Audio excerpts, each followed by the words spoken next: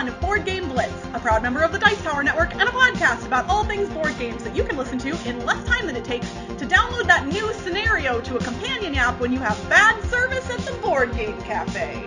Board Game Blitz is sponsored by Grey Fox Games. This week, we're talking about board games that utilize apps. First, we discuss a couple games we've played recently, including Escape Tales Low Memory and Children of Wyrmwood, plus Stay Cool.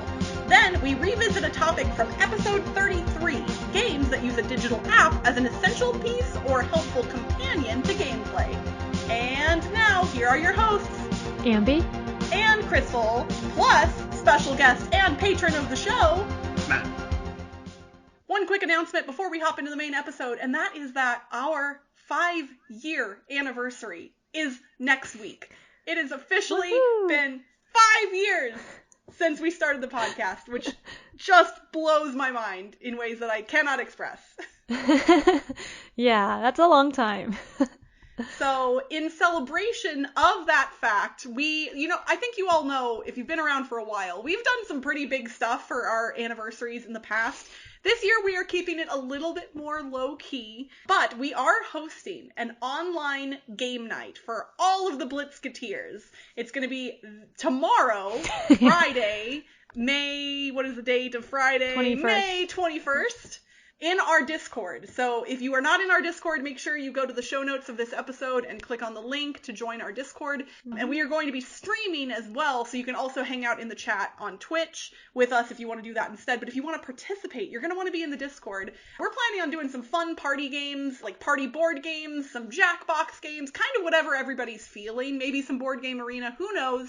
Needless to say, we just want to celebrate you all, our community, our Blitzketeer fans who we love so very much. And so we want to do a game day for you all. And we will have been tweeting about this week before this episode dropped. So hopefully you are already aware. But in case this is the first you're hearing of it, it's tomorrow.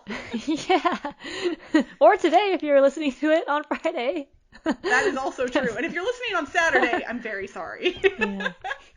But also, just to tease you a little bit, we are doing a big giveaway for our 5th anniversary as well, sponsored by our awesome sponsor, Grey Fox Games, and that we are going to be giving the details for that in our next episode. So that is an episode that you will not want to miss, because we've got some pretty cool prizes lined up for that. So that's exciting. Yep.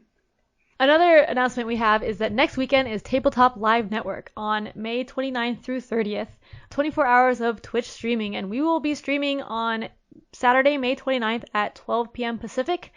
We'll be streaming Flashpoint Fire Rescue while eating hot sauce.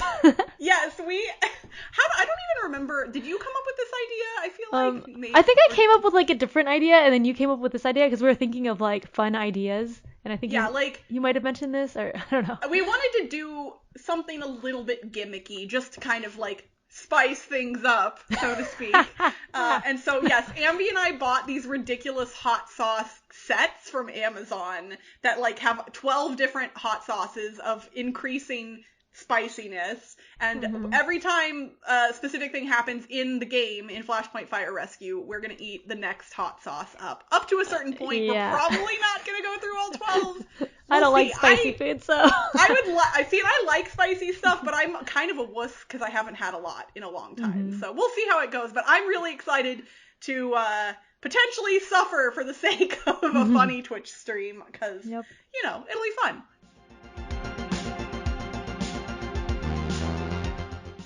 I got a couple of review copies of games from Board and Dice. I got Escape Tales Low Memory and Escape Tales Children of Wyrmwood, which are both games in the Escape Tales series. If you're not familiar with the Escape Tales series, they're like a story-driven escape room type game. The first one was Escape Tales The Awakening, which I played a few years ago. And so this is like the second and third in the series. They're not related story-wise, but they have very similar mechanics. The mechanics have like some slightly new things in each of the new games, but if you've played the first one, there's just like a sheet telling you how it changes in the new ones. So for both of the games, they take quite a long time. They have, I think, like 3 chapters each, and you can do each of those in one session. Actually, for Low Memory, it was 3 sessions that we did, and for Children of Wyrmwood, it was 2 sessions that we did. But I think for us, they were longer sessions in Children of Wyrmwood. The time on BGG says 360 to 540 minutes and 450 minutes for the second one. So they say a long time. It didn't take us that long, maybe like 3 hours for Escape Tales Low Memory and maybe like 4 to 5 hours for Children of Wyrmwood. So still a good amount of time. Yeah, that's a decent chunk of time. Yeah, because a lot of it is reading. It's like a choose your own adventure game where you're reading text and doing puzzles. So both of the Escape Tales games were designed by Jakub Kaban and Bartosz Idzikowski. Low Memory was published in 2019 and Children of Wyrmwood in 2020. I enjoyed both of them. I played them both with Toby, 2 players. So like one of us was handling the app, which it comes with a web app. Not one that you download, but just like on their website. You go on their website and then it like remembers, I guess, cookies or something where you are in the game. And so that is how you do all the puzzles. So you enter in codes for the puzzles. And what's cool about that is that each puzzle has a symbol on it. So when you get a puzzle card, it has like the symbol and you can push the symbol and look in the app and then you can say like what cards are needed for it. And it says, oh, you need 2 puzzle cards for this, or like 2 puzzle cards and this location card. And so you know what you need for it, which is very helpful because a lot of times you're not sure, like, oh, should I be working on this puzzle now or doing something else?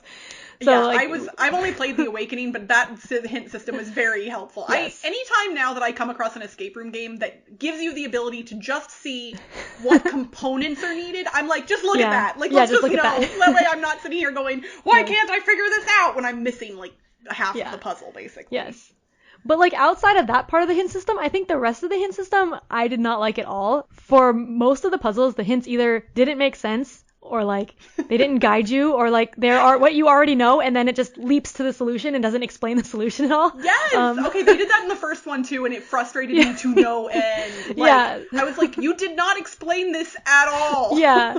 So it's like you either know it or you don't. So the hints didn't help there.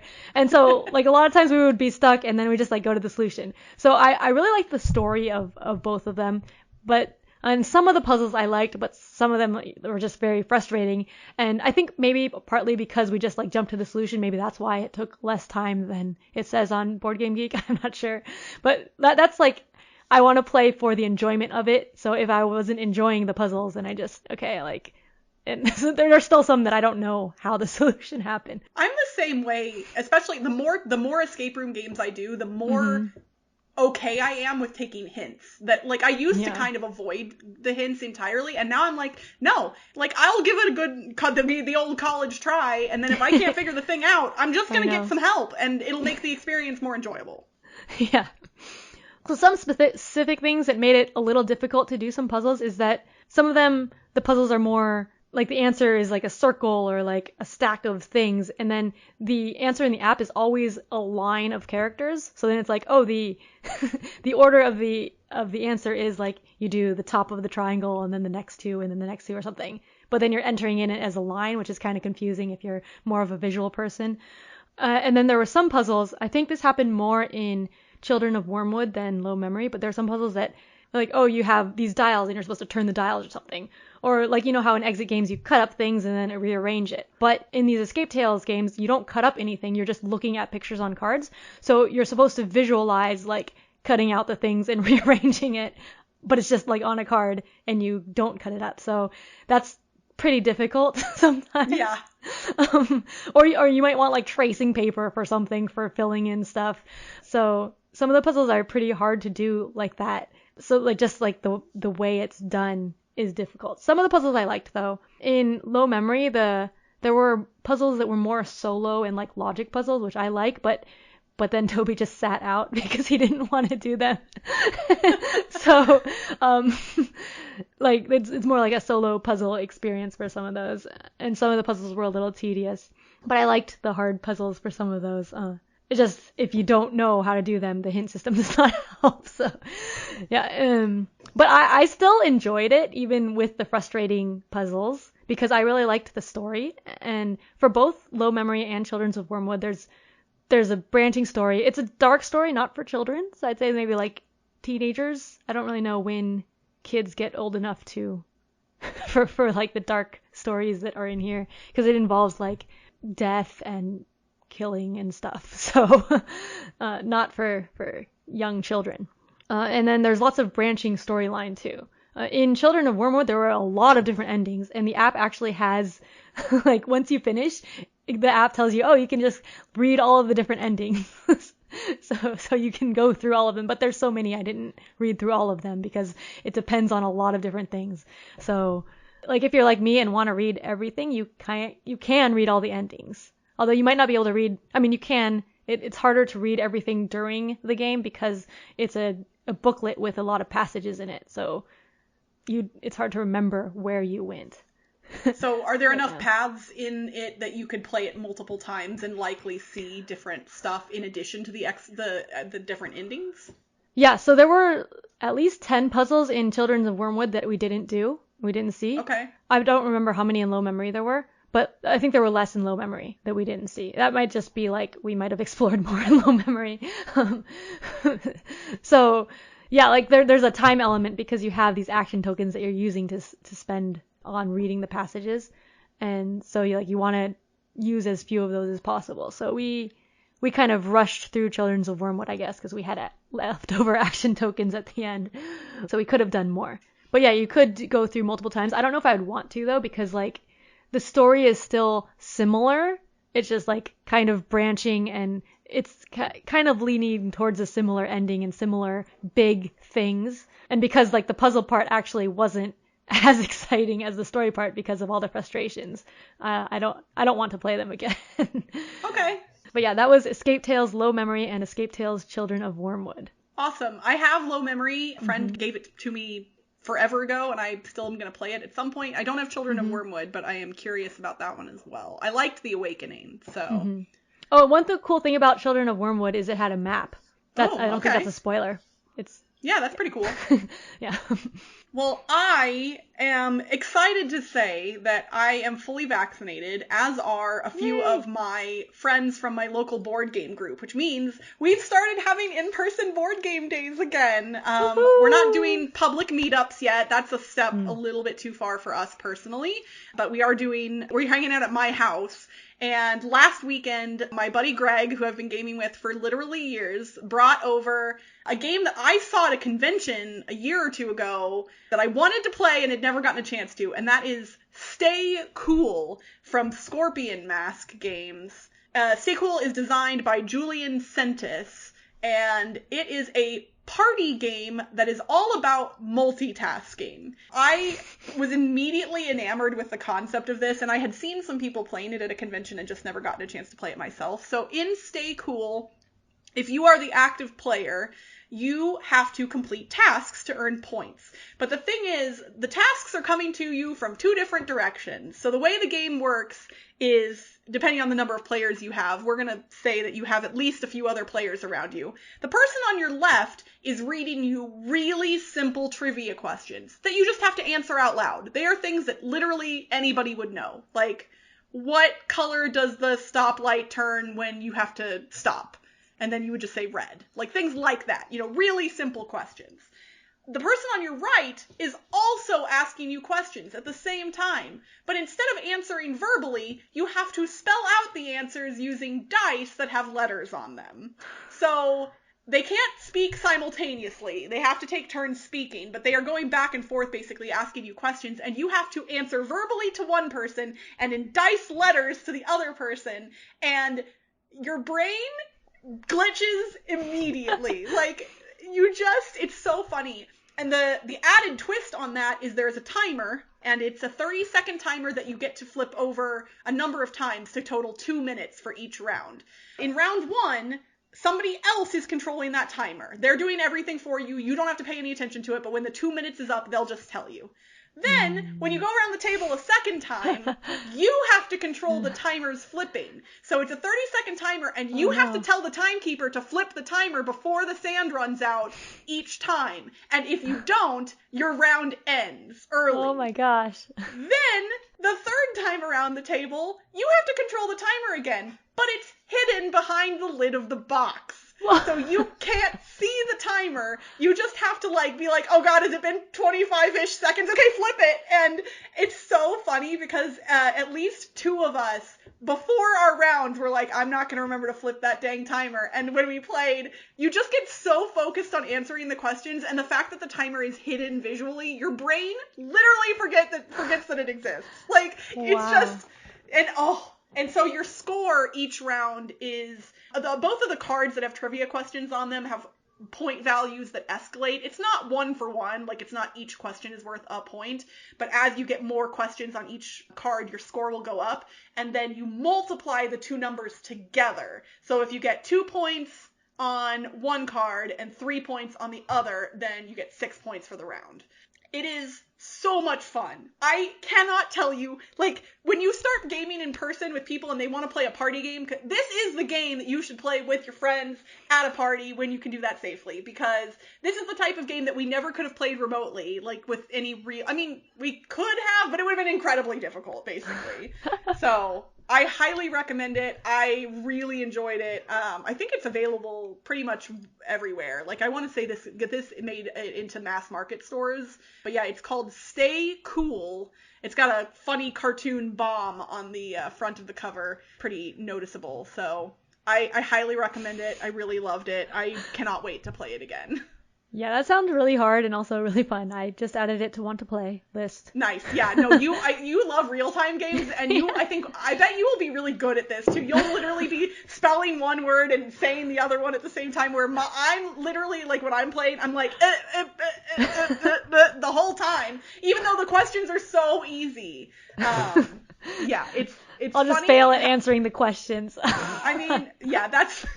It's funny how much my brain was glitching, and everybody else too. It was so fun. This is one of those games that's really enjoyable just to sit back and watch happen too. Yeah. So if somebody doesn't want to play, they can still enjoy the shenanigans. Yeah. So that was Stay Cool.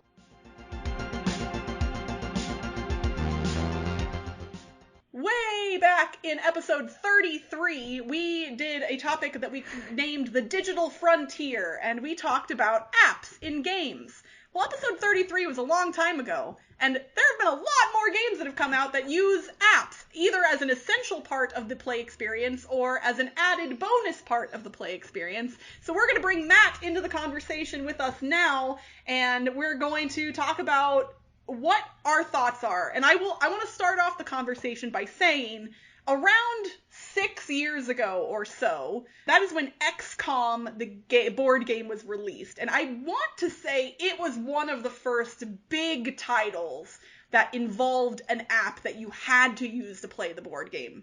And a lot of people in the board game community were kind of spazzing out about it. Like, oh, this app isn't going to be supported after X amount of time, and, you know, we don't blah, blah, blah. Everybody was kind of complaining about apps in board games. And I think, for me personally, that the board game community has become a bigger fan in general of apps in games, or more tolerant of them at least. What are your all's thoughts on that? I don't know about the community because I haven't seen it recently as much, but yeah, like, there definitely have been a lot more games with apps, and people are excited more about the game. Like, it seems that games with apps are more popular now because there are a lot of games with apps that have succeeded a lot. Like, Mansions of Madness 2nd edition is, like, super popular. Oh yeah. There are probably other ones that I can't think of right now. Oh, Unlock. Yeah, the escape rooms are a great place to use apps in, and can sort of hand wave away a lot of those concerns about long time support of a game, because once you play it and you're done, it doesn't matter if the app's available a decade from now.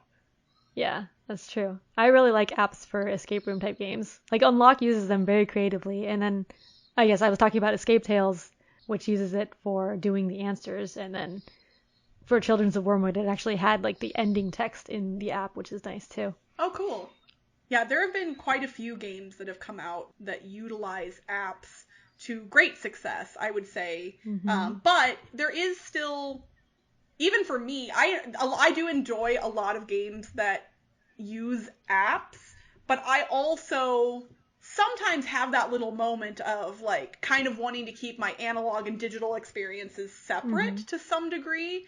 And I've definitely been shifting away from that as time has passed and more games have come out. There's a couple of different geek lists on Board Game Geek. There's one that has a list of official companion apps. They are officially provided by like publishers to help out with board games, but they are not required for gameplay. And there's a surprisingly large number of those. And then there is also games that require an app to play. And there's a pretty large number of those now as well. Like, kind of shockingly. Yeah. Like, I pulled up these lists and I was like, oh, yeah. And, like, it's funny because some of these games I don't think of immediately, even though the app is such a big part of the experience. Like, for me, Forgotten Waters would be one of those. Like, the app, the digital, the website, you know, like, is like such a huge part of the game. But when I was thinking about app games, that didn't immediately come to mind for me. I guess they've been integrated better into games, so they're more like a part of it that you don't really think of it as an app as much. So I haven't played Forgotten Waters, but that's how I assume it is. It's like part of the game so much that like you don't think of it as a separate app maybe. I don't know. Well, it's interesting. So for Forgotten Waters specifically, it helps you with the timer when you are placing your people to go do actions. Like that, it controls the timer, which is great. And then it also gives you all of the story and the voice narration. So, like, you wouldn't be able to immerse yourself in this world as effectively without that digital component. It's not possible. And so I really appreciate it for that. Although I have a friend that played Forgotten Waters with me and really didn't like the game because of how slowly it moved when we were listening to the voice narration. Like, it is a much slower experience if you are listening to the audio, like the narration, instead of just reading it yourself. Yeah. There was a game that we played, that Toby and I played with an app that read out text. I don't remember what it was. It was probably some sort of escape room type game or story game, but like we ended up just reading the text and skipping over the voice narration because we're impatient. So yeah, I can see that point of view. For sure. So Matt, you kind of shared some thoughts with us before we recorded the episode, but I would love to hear your thoughts on apps in games in general, kind of. Like, what are your thoughts on that? I don't have a ton of them in my own collection. I'm a little reluctant to add them for some of those worries about where an app is going to be, 3-5 years down the road. And I'd definitely be worried about having to make my next phone purchase around what board games needed to be supported down the road, right? I mean, maybe for Windows type apps, it's a little bit different because you have greater confidence that you'll be able to get to it. Definitely changes the way that we interact with board game publishers as opposed to I buy a thing and it's mine and we don't ever have to interact again. You need a publisher to continue to interact with a company that provides a store, and then you need to continue to interact with them as well. I think escape rooms are a good spot to do a lot of that because it gets rid of those concerns. And there's also some things that you can do with board game apps that you can't do anywhere else, not only in the narrative sense, but like I think it was Chronicles of Crime, like added new content using existing assets just by continuing to update the app. Yeah, it's like a free expansion almost. Yeah, that's pretty cool. Yeah. Or even if they make you pay for it in the app, like as an add-on content, it's usually going to be cheaper than buying a physical expansion. That's true. Yeah. Well, and apps and board games have also kind of allowed for some really innovative stuff to hit the board game space. I think one of the best examples of that would be DropMix. DropMix, for the record, I still love. Like, I know it was weirdly overpriced when it first came out, and then it was hard to get the cards, the extra packs, and things like that. But it's a game where you're literally taking these physical cards that have NFC chips in them and placing them onto a physical board, and then music plays through your phone, the app, and you're literally mixing music together in real time like you were a DJ. And it makes you feel like a freaking DJ. And it's really cool. And yeah, again, like, I don't think it would be prohibitively expensive to put enough tech into the device itself to do that without the phone helping. So, like, that game couldn't have existed otherwise. The other big thing that I think apps have allowed games to do is, I'm going to say this with like an asterisk, but I think it allows for better variability in certain types of games as well. and the asterisk there is most games do not need as much variability as people say that they do. Like, people are like, oh, what's the replayability on this game? And it's like, are you really going to play it even 20 times? Like, probably not, so chill out a little. But in a game, for instance, like Awkward Guests, where you're solving a mystery, the book that comes with Awkward Guests has cases in it, and you can solve it without the app. But if you do that, you can only check the correct answer one time. You can make a single guess and then verify if you are correct or incorrect, and that's the end because you have to see the answer. If you use the app, you can input what you think, and it'll just tell you if you're right or wrong, and you can keep going and make additional guesses. And it can create an infinite number of cases for you because it can generate the stuff needed, tell you what cards you need, and all of that jazz. So another Rising 5 from our sponsor, Gray Fox Games, same way. Rising 5 is kind of like a mastermind style cooperative game, and it generates the puzzle in the app. So that way, you know, nobody knows the answer and you don't have to worry about it. So it does do that.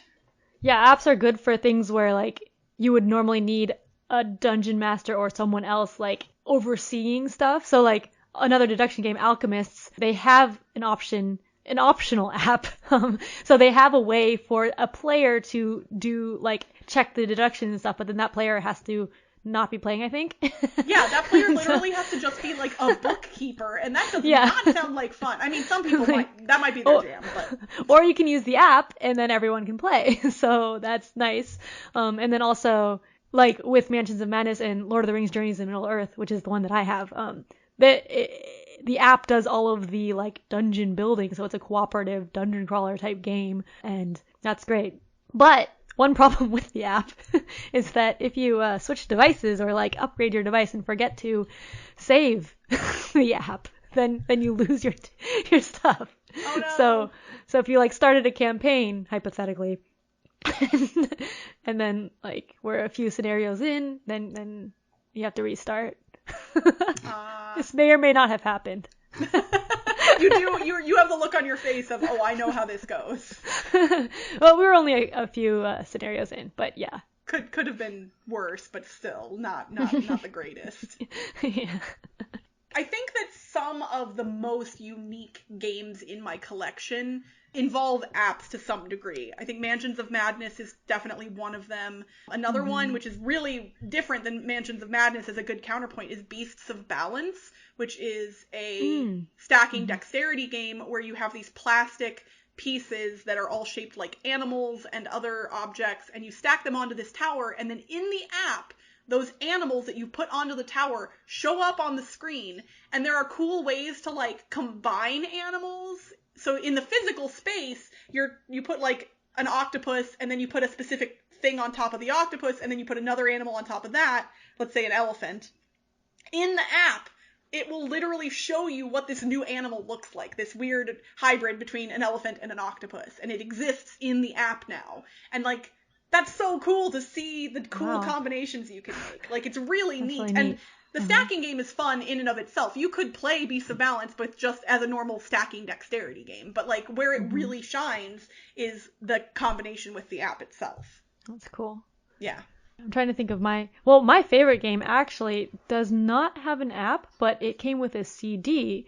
And so, like, Space Alert comes with a CD? It comes with a CD because you have a soundtrack telling you, like, when the enemies are appearing and stuff. So there's, like, different tracks for the different difficulties or whatever.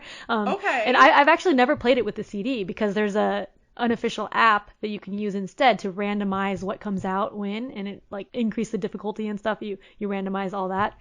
So yeah, like, that's very nice with an app because it's always different and random.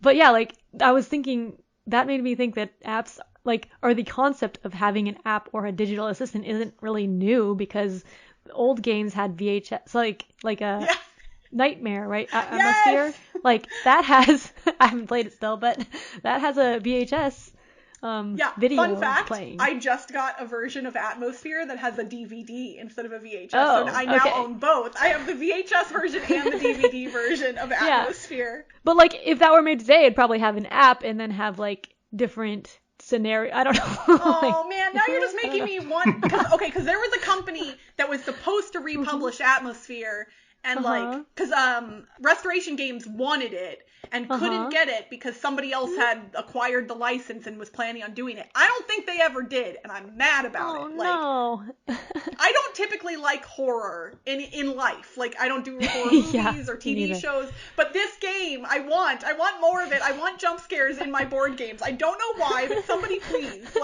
just give me more of this creepy guy that's gonna yell at me and make me anxious. And that was a weird sentence to say. I'm gonna stop talking now.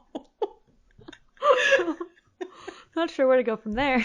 Yeah, I don't know either, but needless to say, I'm kind of trying to rack my brain and look through the lists in Board Game Geek and see if there are any major releases, titles that people would be generally aware of that have had an app that then lost support. And I personally don't know of any, but that's not to say that it hasn't happened. Yeah, I don't know. I don't know enough of apps or what stayed around or not. Yeah. And even a lot of old games, if enough people like them, people tend to make fan-made apps. If you're thinking of the DVD games, people upload those to YouTube or something, right? Oh yeah, all of the Atmosfear videos are on YouTube. Yeah. I don't even worry, because I don't have a way to play a VHS tape. Are you kidding me? I do not own a VHS player anymore. Although, I have to admit, if I could find one cheap enough, that feels like a more interesting game night. To actually put in the VHS tape. Yeah, that feels like something that I would definitely do.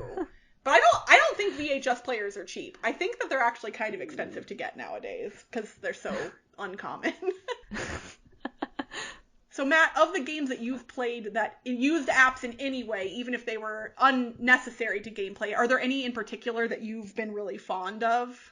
Yeah, I mean, Mansions of Madness is wonderful, and I think definitely any of the apps that do a lot of the bookkeeping for you are definitely ones that I'm going to get behind just to smooth out the gaming experience. For sure. Sheriff of Nottingham has that. You don't need it to play the game, but at the end, you can input everybody's what goods and contraband they have, and it does the scores for you or whatever. Yeah, I think those are definitely useful and nice to have. Mm-hmm. Well, and in Mansions of Madness, in first edition, the thing that everybody always said is when you're setting up the game, if you're the game master, you have to be really careful because one misplaced token could literally ruin the scenario. And that's scary. So now it's oh no, we don't have to put these tokens out because the app is just going to tell us. Yeah, that's so nice. Well, I would say apps with board games are here to stay, at least for the foreseeable future. And I, for one, am a fan. I like them. I have a lot of games that involve apps, and I'm down for it. But I also am still, in the back of my head, kind of let's see if this lasts. But it seems like for now, that's what's happening. That's what's happening. Ba-da-ba. Yeah, one thing to not gloss over too is that just from an accessibility standpoint, board game apps can bring a whole bunch of narrative style board games to people who may not be able to see or visually impaired in some way. So there's definitely places where using apps in novel ways can make games more accessible to everybody.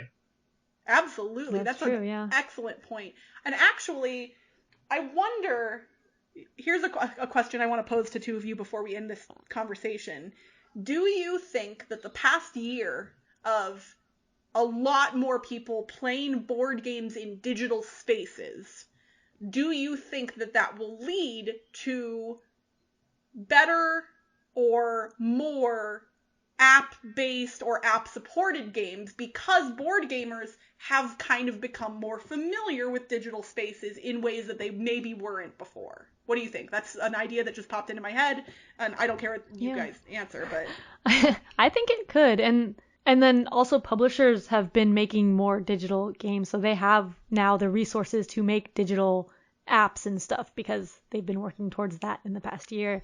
So now that they have those resources and people who know how to make apps, they can use them for future games as well, I guess. I agree. And I mean, also from just a supply chain cost to produce game type basis, it's a lot easier to spin an app up than it is to get plastic shipped over from China, and that's only going to get more expensive over time. For sure. Especially if you, like, even if you are still making a physical board game, if the app can supplement the experience and make the physical board game cheaper to produce, that could potentially be a benefit to publishers. Like, you still have to develop the app, but I think there's an interesting balance there, and there's a lot of opportunity for innovation and new stuff, and also just different experiences. And that's it for this week's Board Game Blitz. Visit our website, boardgameblitz.com, for video and blog content, as well as to get links to all our social media pages. This episode was sponsored by Grey Fox Games. If you're still looking to get a copy of After the Empire, it is available on GameFound now. Want to get some Grey Fox games at a discount? They're offering Blitzketeers 20% off non-exclusive items on their website. Just use the code BGBLITZ21 at checkout. Grey Fox Games, quality games cleverly crafted. Join the Blitzketeer community on Discord by following the link in the show notes.